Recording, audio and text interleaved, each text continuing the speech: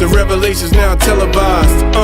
A platform for you and I. An outlook with full heart and clear eyes. Now, these are just my thoughts. Truth on how I feel on these topics I reveal. Please know my toll, I always keep it real. Can't face the word if you can't face facts. For your time, just open up your mind. That's it, just live, think big, now take that. With God in me, this here was made by design. Yeah, the revelation will be televised. REVELSations.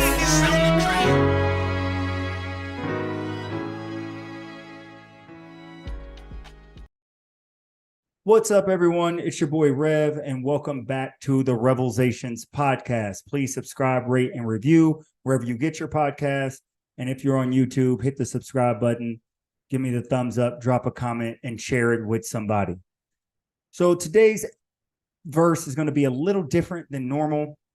I actually recorded this a couple of months ago, but due to some technical difficulties, I was not able to release it, but I got all that stuff worked out and solved. And this topic is something I really don't know anything about. And that's why I had the conversation. And it is about autism. We all know someone or have had interactions with someone who is autistic, who is on the spectrum. And I had an autism expert sit down with me for a little while and talk about adult autism. We get a lot of information about autism with youth, autism with kids, autism in school. But this is a conversation about what happens to those people once they become adults. We sort of, in the mainstream, have an out of sight, out of mind type of approach, but I was able to sit down with an expert and have a great conversation about autism. Sit back, relax, enjoy the show. Please hit me up at any of the social media platforms at the Revelations Podcast, and you can also contact me directly at revelationspodcast@gmail.com. Let's get started.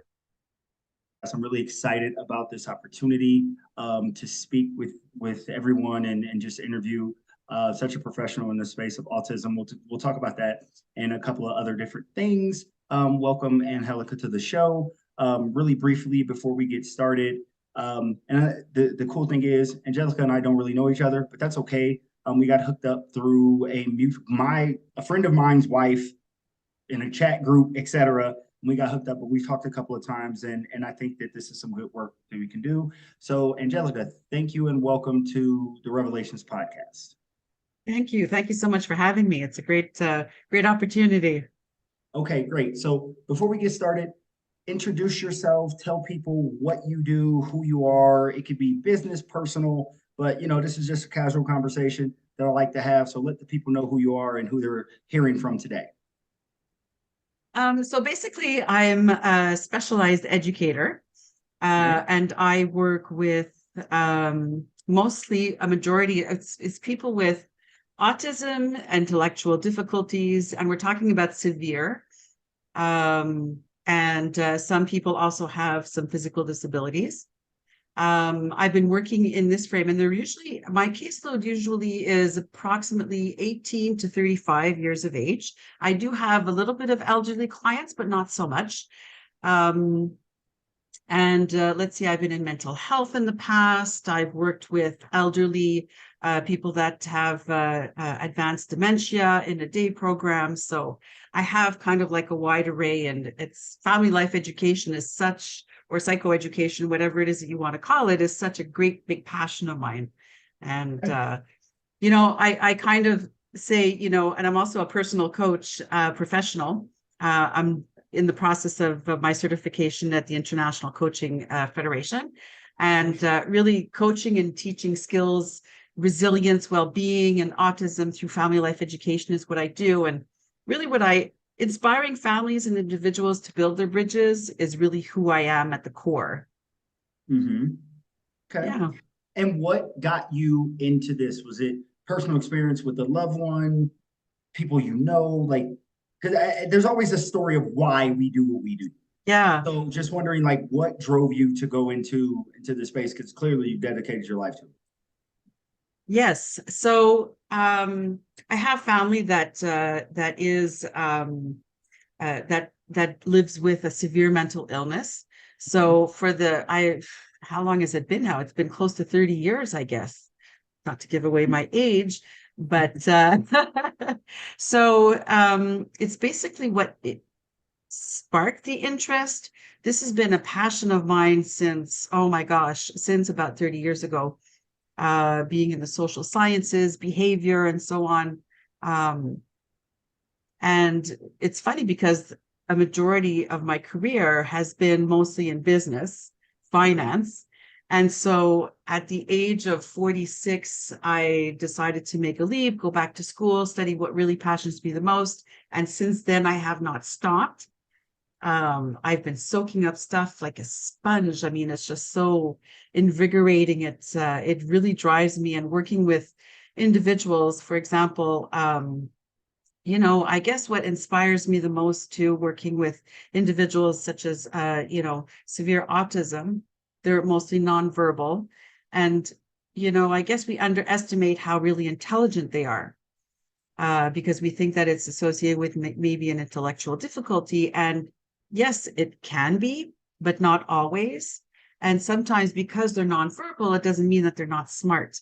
It doesn't mean that they don't want to have that independence, that sense of productiveness as in terms of becoming a productive citizen.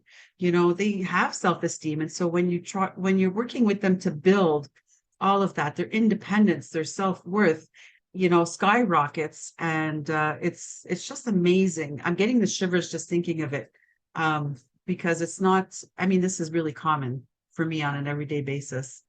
Absolutely. So I'm going to do something that I like to do a lot of times. Well, thank you for sharing that about your passion things, and why you do what you do, and the fact that you were doing something in the first part of your life, and then you're like, if you're going to make this pivot, it's never too late. That's something I need to continue to tell myself, because I always think that I'm in my 40s as well. I'm like, run out of time, etc. It's like, no, you can actually go and do some other things. So I'm actually going to read the Oxford Languages Dictionary definition of autism, because I honestly don't know what it is. So I want to give the people the dictionary definition and then have you define it, right? So we can approach this two ways, because if we're talking about this, we need to know what we're talking about. We hear about this thing called spectrum. We hear that person is autistic. Yes.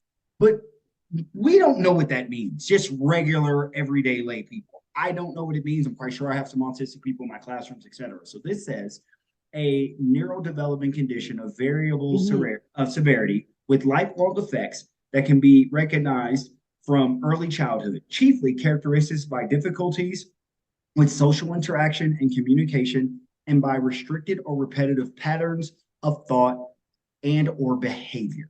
So that is like the wordy, etc. But how would you describe, define autism to somebody like me who has like an idea, but I really don't know what autism means? Okay. So, that definition pretty much encompasses everything that I deal with on a daily basis. So it really is a spectrum in terms of severity, because I have some clients that have autism and are very high functioning. So they can actually go out in society, get a regular job, and they will function relatively well. If I'm thinking of one person in particular where, his communication skills and social skills need to be worked on. So we have an intervention plan that's currently in place that, can help him develop those skills. And sometimes if it's linked with an intellectual deficiency or disability, it can take a little bit longer. Sometimes you need to adapt the level of functioning to meet the needs of the client. Everything is so client-centered. And so what I try to focus on is really the individual needs of the person that I'm working with. And I can go all the way to the other end of the spectrum where I have those that are nonverbal, and they're very rigid in their routines. The minute that you will switch a little thing, it'll completely discombobulate them, and it will create a high level of anxiety that, for example, this one client, what his tendency to do is to go lie down on the couch and cover his face with a pillow. And until he feels in a safe space I will not be able to get him to interact or engage in any type of activity. So, Okay. does that kind of answer your question? It does. It helps it helps give me some signs of it, etc. Just for the nerd in me, I do like to pull up some statistics about it. I'm seeing some conflicting reports. So, for example, not about what you have described, but just a number. So, the World Health Organization says about 1 in 100 children suffers from some level of autism. But then the Center of Disease Control says 1 in 36. So I'm wondering if the 1 in 36 is the American stats and the World Health Organization is like nationwide, et cetera. And not only that, I want to dig into this before we get into your age specific, because I think your age specific is very important, because a lot of this talks about children. One in, but you deal with adults in the adult space. Correct. A couple of things. One, how does one become officially diagnosed? And two, here's the tougher one. Does an autistic person realize maybe that they're not autistic, but they're not like, and I use this word clumsily on purpose. I'm going to use this word on purpose, and it's going to bother some people. Normal. I want to use that word on purpose because if there's a difference, right, then we have a standard. So does the autistic person realize I am not like, everybody else or something? So those are questions. How are they diagnosed? And do they realize there's something different? Okay. So there's a lot of questions that are in that little paragraph that you just, so I guess maybe I want to start with statistics. Okay. So first of all, I just want to specify that the statistics, I think, are probably increasing over time because we're much more aware as a community and more sensitive to differences, and we're looking more into it. So diagnosis also is happening a lot earlier, whereas my gosh, if we go back into the 1930s, 40s, people with this illness or this neurological deficiency, because it's not really an illness, they used to be institutionalized, right? And termed as, and maybe coined as, crazy, or, whatever it is that anyways. So, and then to come back to the diagnosis, it's difficult to be able to, if the child has some speech delays, sometimes you will notice earlier that it could be autistic related. Okay, so that's where the assessments, really the earliest that you can diagnose and start to intervene with an intervention plan to work with the child, the better it is over the long term, because they'll be able to keep up. How old can a 2-year-old be assessed? Like, what is the age of a general assessment? Okay. Roughly, just, Okay, so I'm not a doctor. I have to say that. So I've never really done a specific assessment, right? Because there are only psychiatrists that can actually proceed with that. However, you can kind of recognize the signs. So for example, somebody who's struggling with language at a very young age, maybe at 1 or 2, or hasn't spoken, it could be a lot of different things. It could be from speaking multiple languages at home, or it could be maybe the child is really nonverbal, and so what I do know also from my personal experience in having evaluated my kids at a very early age, when they were 8 approximately, the psycho educational assessments technically are hard to do under the age of 8, from what I understand, or this is what I've always been told. And so, because sometimes the symptoms can become more clear later on. So, but autism, the GP also will have a very active role in this, because they're more familiar with the signs. And so the best way to be able to have them assessed is with a psychiatrist or a psychologist that specializes in that domain. Okay. And what happens when we kind of move forward over time is that we hear a lot about children, yes, but the adults tend to be overlooked. So Yes. there isn't even a lot of research. There's a big gap in the research, especially when dealing with adults from 18 to 35, but they're Yes. not any different from anybody else. They need interventions. They need to have the attention. You don't want your loved one to be stuck in a basement somewhere, not being able to attend a day program of sorts, to work on their social skills or whatnot, to be able to help them become more of a productive citizen within the community. You see, Fair. I have some. If I give you one example, I know this young woman. She's in her late 20s, and she attends a day program. And what she does is she makes bracelets. Okay. I have another client who is younger. She's in her mid-20s, nonverbal. She does have some obsessive compulsive disorders attached.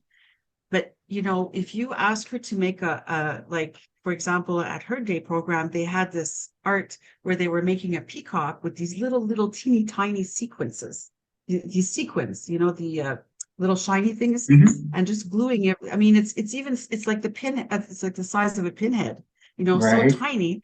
And so she's making all of these, articulate designs with different colors. And it's so beautiful, this intricate designs that, I wouldn't have the patience to be able to do that, but she is just so quick at doing it. And she's amazing at math too, by the way. Wow. So brilliant mind. So going back to my other question, and after this, I do want to transition over to the adult space that you're in. Yeah. Do the autistic people know? Are they aware of the? Okay. Because it's, to me, it's fascinating, right? Like maybe they're like, oh, I'm the normal person, and everybody else Right. is, So what do you know of that?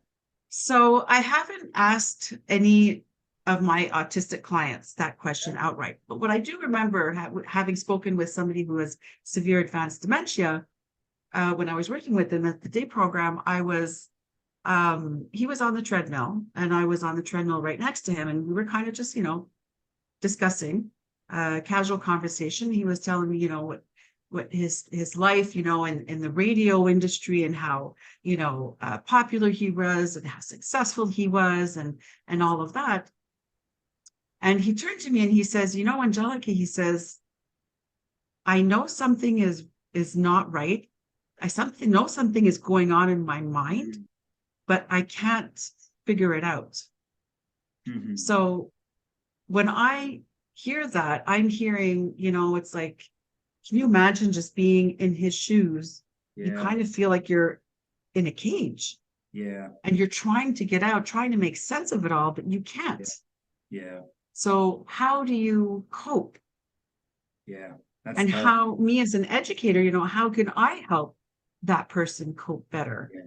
Because it's not as if something is going to go away. It's there for life. Yeah. So it's really learning to befriend,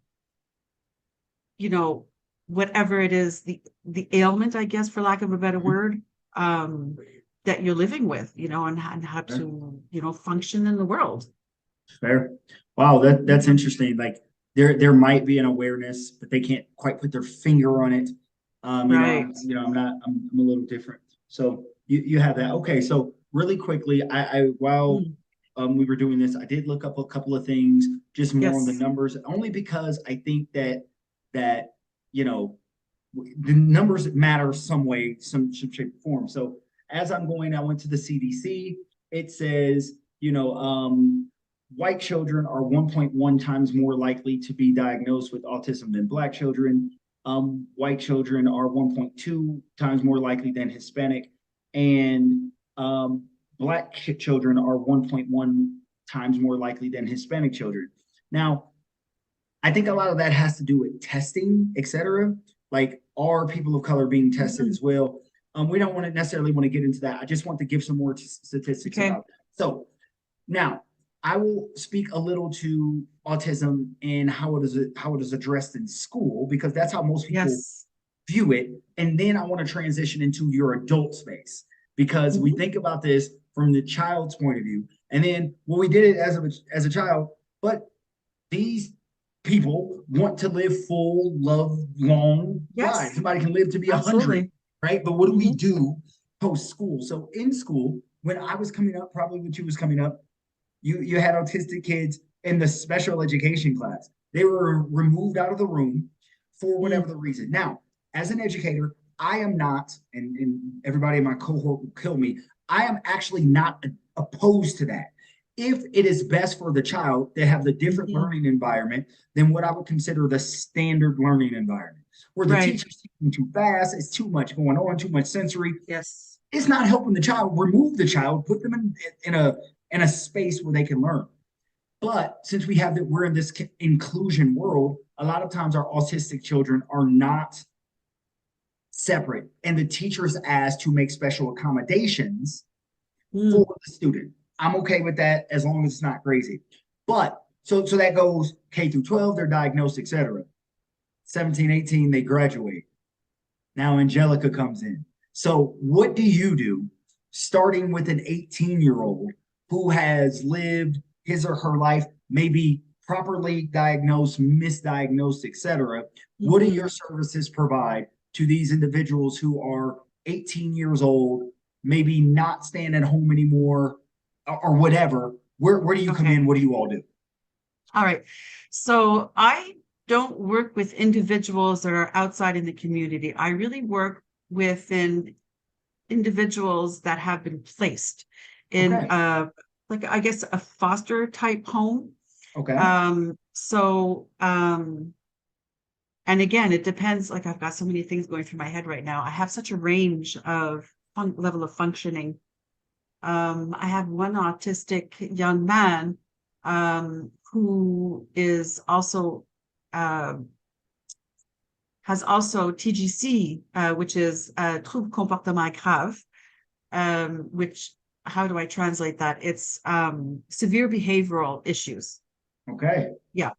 So there's just so many things. How can I? Okay, so just to keep focused on your initial question within the school. So first of all, it depends on the level of the severity of the Okay. autism. There are certain things that educators like yourself will be able to deal with because they're higher functioning.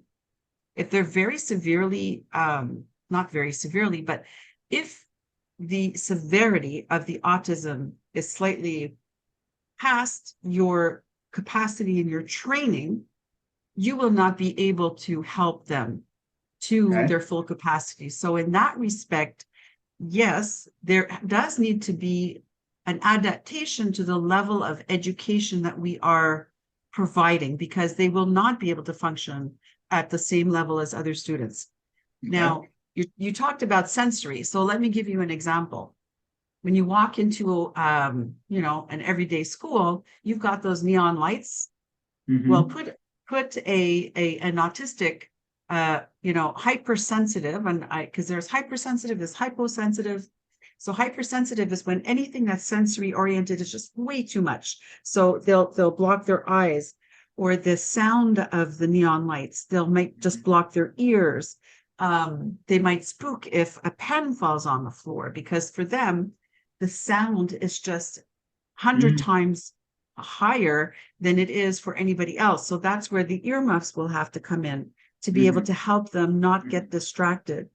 There are just so many things that we can touch upon. It's just the list is endless. But to get back to your question, once they're out of school, we do have here in Canada, we do have some schools that will continue to accept the students until the age of 21. And if until the 21, they can actually extend to a different school to the age of 25. Now, more often than not, what we're seeing is that when the students graduate at age 21, they don't continue because there's a Right. lack of space or services. And so what we're seeing is, ideally we'd like to put them into some type of a day program. In an ideal world, this would be 5 days a week where they can actually go and they can increase their skills, where we have specialized educators that will teach them how to work on their math skills or work on their artistic abilities or musical skills. I have one young lady, she is a brilliant singer. And she's very vocal. She's nonverbal, but she vocalizes quite a bit. But teach her how to sing, and she can. Can I pause here? Can you give me the difference between nonverbal but still being vocal? Because you said she's nonverbal, but she is vocal. Yes. So she can understand everything that I ask. Any requests, demands that I would ask her to do, she will follow them. She will be able to repeat sequences and without prompting or anything like that. But while she's doing her work, she may actually vocalize or flap her hands at the same time, for example. I run actually a day program also because we have here such a severe deficiency in space and services that, a lot of my clients, half of my caseload actually, if you imagine that, would actually do remain at home. And so what happens is that any life skills, like activities of daily living that are taught, that they learn in school, like socializing and stuff like that, not attending school for a period of 2 to 3 years, their skills decrease fairly rapidly. So that's where the issue is. And so couple that with the lack of self-esteem that comes with that, or frustration from staying at home all of the time and not going out. I mean, it's just, for me, it's unacceptable. So what I did was I decided to start a day program for my clients on my caseload, for ratio reasons and stuff like that. I have a rehabilitation assistant that comes in and helps me run this class. And we work on, for example, emotional regulation. Because what happens is that you're speaking with someone who is nonverbal. So imagine you're putting a demand on this person. Let's say, for example, it's time to play basketball. Let's say, I'm just going to shoot anything out. But somebody who is hypersensitive with hearing, who cannot stand, just cannot function because that basketball hitting across that gym floor is just so loud, it's unbearable, will just cry out and physically hit because they don't want to play basketball because they just can't do it, but they can't speak. So what happens is that you're dealing with aggressive behaviors.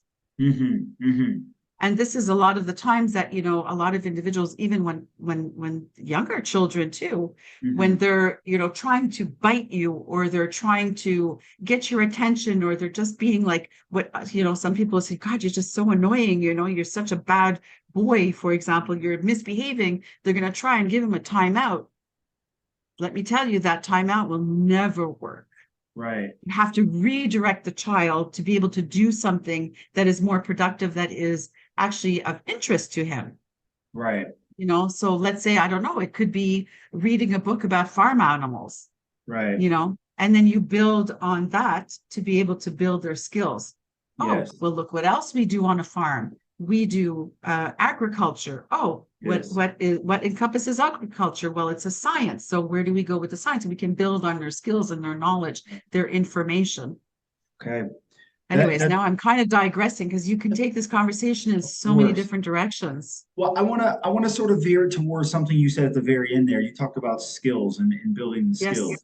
So I'm quite sure, because I believe that high schools do a poor job of preparing students without intellectual disabilities, et cetera, for the world that they're going to live in. So I am 100% sure that we're doing a terrible job developing the skills that these autistic people need for their life. So when they get out of high school, when they're becoming these adults, because they are adults, even though their mental capacity might not be where standardized mental capacities are, what what skill sets are you trying to teach? And I know it's to the individual, but I'm Okay. just in general Yeah. that you're trying to Okay. teach to have these people live adult, productive lives. Yes. Well, our mandate as at the within the medical community, the health services, our mandate is to help them become independent and reintegrated into society. So what does that mean? A lot of people don't realize this, but there are a lot of individuals with autism, and I wouldn't say that severe autism, but that have a high enough level of functioning that they can live on their own in supervised apartments. So what do I mean by supervised apartment? They have their own apartment, they pay their own rent. They can go out to the store, they can get what they need, they can clean their home, they can cook. Some of them can cook, some of them can actually reheat their food.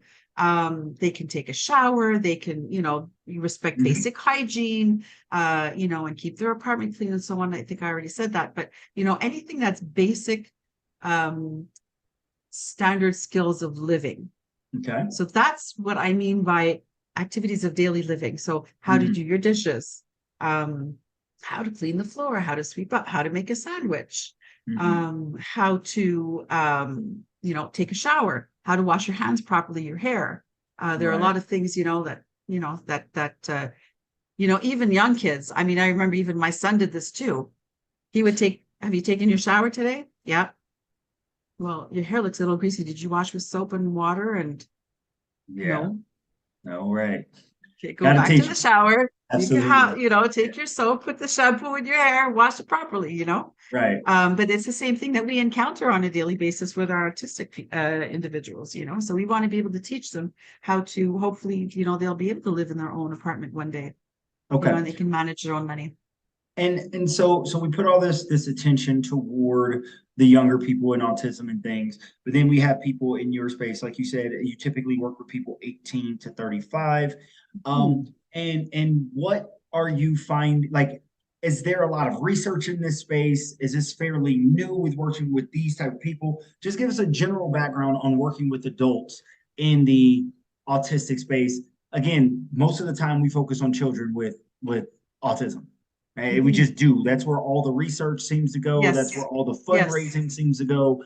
But again, these people, it's not like, sounds awful, but it's not like they die off when they're a kid. We only got to get them to adolescence and they'll be fine. No, these people become adults and they need to be integrated, supported and integrated into society. So, like, how are you finding the attention to it and or funding, etc.? Like, talk a little bit about that. Yeah, there's just not enough out there. From what I'm finding, basically children, there's a tremendous amount of lack of support. As a matter of fact, I'm actually launching my private practice because what I do during the day is highly needed at any age out there. And there's just not enough services. And when you do get services, it's very expensive. And so there are means to be able to get around it, and, being able to get the services. But I guess they're expensive just because there's just such a lack of manpower also. And I know here in Canada, it's a very, very big issue is the lack of manpower all over within, educators, be it in, I work in the foster home types. We just don't have enough. And I know that even in the day programs, they're actually trying to do a little bit of a shift just to move a little bit of staff around, just to have an adequate ratio of educators to students to be able to function. Because sometimes, I have, a lot of my clients too, that they need one-on-one support because they're just not advanced enough to be able to work within a group independently. So that's a lot of my work also, is that I'm trying to increase their ability to work independently. Right. Is it with the goal of not needing the services anymore? And I say that because you No. work 18 to No, no, no. 35. So is there, like, a lack of a better term, again, since we were talking about education, is there a graduation point to where, okay, we have gotten you to a point where you can function as an adult on your own? Is that it seems like the goal? Yeah, Goal's the right word? that's a great question. No, that's a great question. So, for example, I have a couple of individuals who are still living within the resources and that do aspire to live in their own apartment. Okay. So what we're working on is teaching them how to budget, how to manage their finances, how to make sure that their rent is paid on time and all of their other bills are paid on time, how to clean, how to maintain proper hygiene so that they can actually function, in a job on a daily basis. Mhm. And so once we're getting them there, we'll see how prepared they are. And so that's where the supervised apartments go in, because then they can, I guess, for lack of a better term, graduate to that spot. And then they would no longer be part of my caseload, but I would make sure that there is support, that is someone else, another social worker that's going in, and that is taking a look at supporting that individual so that they can continue to thrive independently. Of course. Okay, that makes sense. I Mhm. just, with your services, if it's 18 to 35 with your organization, then I'm wondering what happens post 35 if the person does Okay. not show signs of being able to. They'll remain in our services. I mean, we have look, we don't have an age limit. Okay. But there is a point where their health will decline to an extent where they need, like, let's say, for example, if they get diabetes, they have heart conditions and so on. A lot of them have gastrointestinal problems. And so, yeah, their health is just so severely impaired that they need to be moved into a long-term care facility. Wow. Okay. So I just looked up just some random, some random searches on that. And Yeah. So some say that people with autism, they have a shorter lifespan. Others are saying different, but it's also saying that the reason they have shorter lifespans is because they don't receive the proper care. With the proper care, long term, You know what? they could There's stay alive a little longer. Mm-hmm. Well, there's one thing, suicide is extremely high Wow. with individuals with autism. So that's one Okay. thing that, sometimes we neglect, but Okay. it's a very, very real. Yeah, I imagine, because these people are like you said, it's the cage. They're stuck. There's something. I don't know what it is. I can't express myself. The world's too loud. It's too noisy. It's too much sensory. There has to be a sense of loneliness in that space. I don't have as many Absolutely. friends, my social circle, etc. And so that's super. It makes sense that, especially if they have a hard time expressing themselves.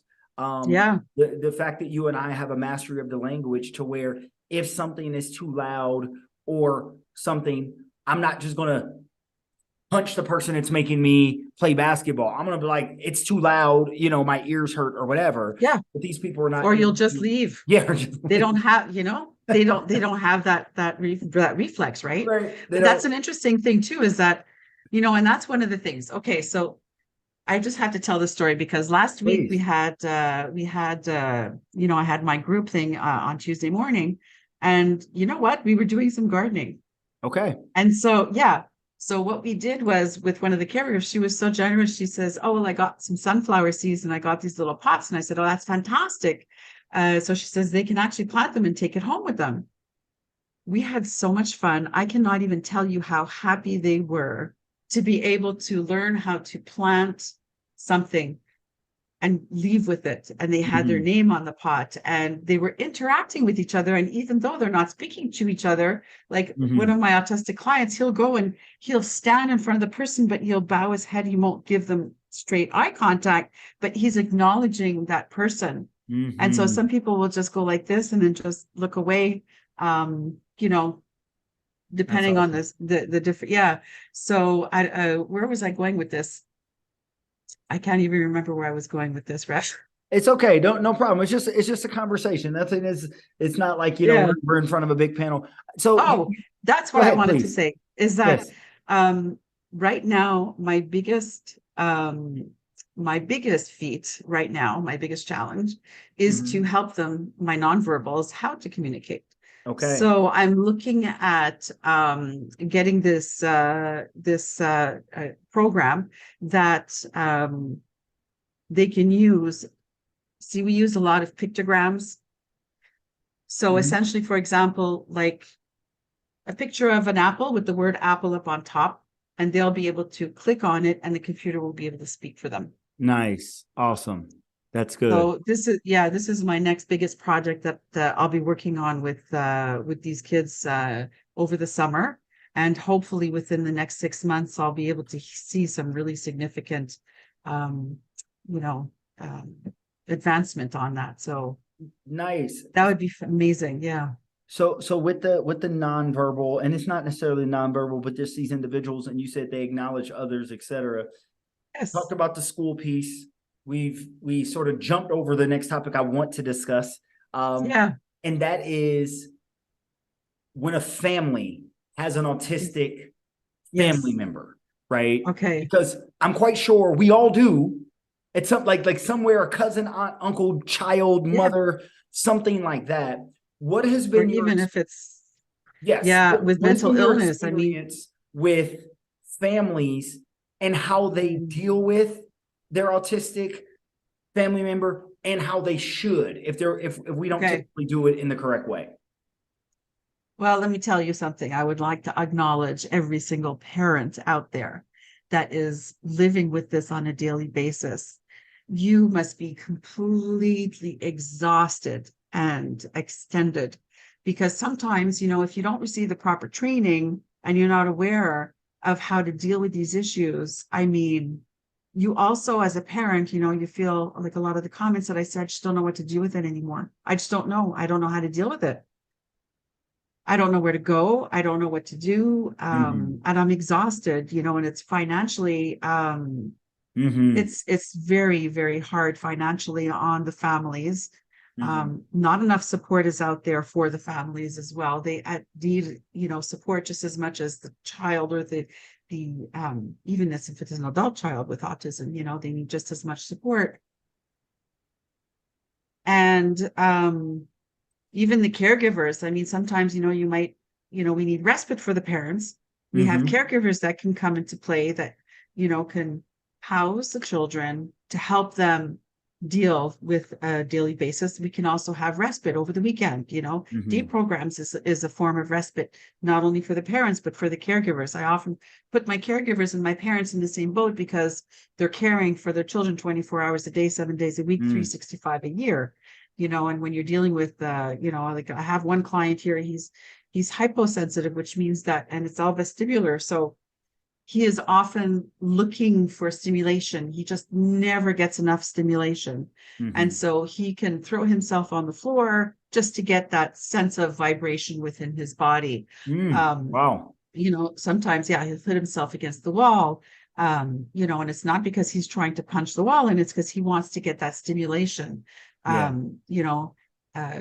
There's sensory audios, videos that, you can play, and they're just like, or the lights, and the swings is something that is absolutely fantastic for them. I think I'm digressing again, but No, it's okay. there's just like the support. I can't even speak enough about it. If you don't have the tools to be able to help you get to where you want to go, it's Mm-hmm. going to be very difficult. Yeah. And that's one of the reasons why I want to be able to, start my private practices, to be able to help empower the families also, so that I can help them provide the tools that will help their child and decrease all of those behaviors that are coming as a result. And with your private practice and that you're starting, etc. Are you looking to serve the same demographic that you do in, for lack of a better term, your day job? Are you looking for those younger individuals, older, Yeah, etc.? I haven't really decided because a lot of the work I do too with the adults can be easily applicable to the children as well. So I don't like to limit myself. I don't want to limit not only myself, I don't want to put any limitations on, you know, who I can help. Of course. Okay. So I think I will be opening it up, but I know that my personal expertise is really between 18 and 35. But that doesn't mean I can easily apply it to the younger population for sure. Of course. And I just think you have the right mind and the right passion for it all. So before we wrap here, I just got a couple more things, but the main question I want to ask is, somebody listened to this podcast about autism. You know, we either know somebody or know somebody that has autism, Yes. Of some sort. What is the main takeaway about an autistic person that we would want those without autism to know, to have in our minds when we run across a person with autism? Okay, so there are two different questions. Okay. So we have the family and we have the individuals that don't have family members that have autism. So as a family member, I would say reach out. There is help out there for you. You're welcome. You know, reach out for me just look for me, Angelica Aiello on Facebook. Yeah, all your information. You'll be able to, etc. And awesome. I'll be getting my website up and going very soon too. So I'll be able to give you that link as well. And if you're a stranger and you see someone that kind of looks odd looking to you, or that's not, kind of acting like, any other person that you would tend to see, walking in the street, you know what? Be kind, be empathetic. Wow, kind of. I love that. Yeah. I don't think that there's just not enough love that is going out in the world. So true. So it's like, oftentimes, and a lot of people would very disagree with me highly on this, but you know what? It's like the kids that I work with, they're like my kids from another mother, and I just, that love and that empathy, I can't, and this is even for individuals that are living with people with a mental illness. It's just as hard on them. Of course. Even individuals that are taking care of their parents that have dementia, it's just as hard on them. There's just not enough love and empathy out there. So, just reach out, and there is help somewhere.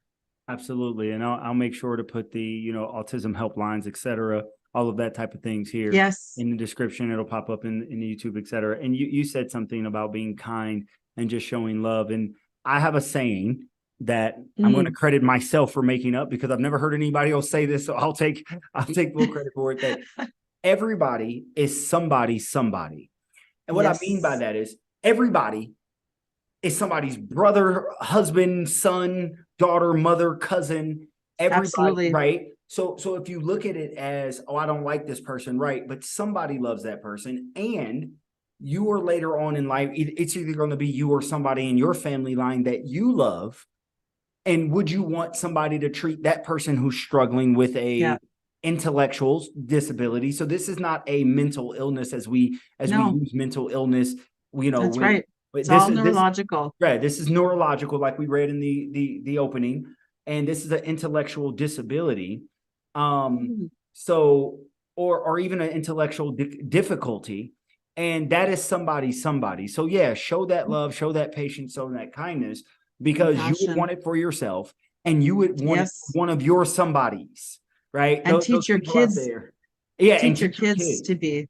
Yes. Because that is so important. I can't even tell you, like, even recently I had a colleague last summer whose nephew was severely beaten up at school, to the point that he had to hospitalize him by ambulance. Wow. Because, and that's awful. You don't want anybody to be treated like that ever. Absolutely. I don't care who you are. No, again, everybody's somebody. Well, I thank you, Angelica, for your time. I think we've done some good work here. These type of conversations are not supposed to be the end all be all, but these are starters, getting people to think, getting people to have other conversations. I believe that we've been able to help a couple of people. I've been helped. I now understand autism a little bit more. I know what to look for in my students, not only in my students, in people at the grocery store, etc. So with that, we're going to wrap with the second installment of the Revelations podcast. Angelica, thank you so much. Where can people, I know we'll have it in the taglines, etc., but where can people get in contact with you if they have questions or any information that you might want to share with other people so they can, make this actionable? We don't just want people to listen. We want to make it actionable going on into the next steps and phases of the journey in this world. So they can look me up on Facebook. Okay. At Angelica Aiello, Aiello. Okay. And I also have a YouTube channel as well. Okay. So it's Resilience, Wellbeing, Autism, and More with Angelica Aiello. Okay. Perfect. Okay. So people can look you up on YouTube, contact you. Absolutely. And I really appreciate this. Thank you. I think this is good. This is healthy. Because we're dealing with people that have different intellectual disabilities. And as you said before, people are being more diagnosed more often, not because it's happening more often, but because we are more aware. We know the signs, absolutely, etc. So we thank you. I appreciate the work that you do. The fact that you are working in a space where yours is helping others.